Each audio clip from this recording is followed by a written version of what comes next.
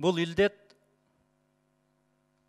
улутуна карабайт, жашысына карабайт. Бұл кайсыл дин тутумуна карабайт.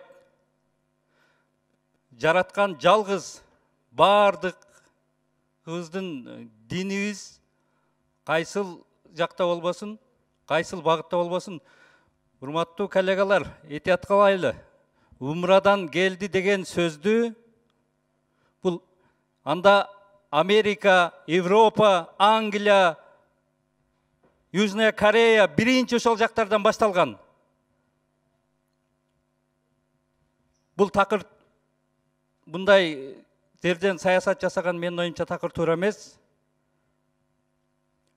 Кайсыл жактан келбесин, эртедир кечтир бизге келет эле, биз андан качып кутула албайт элек.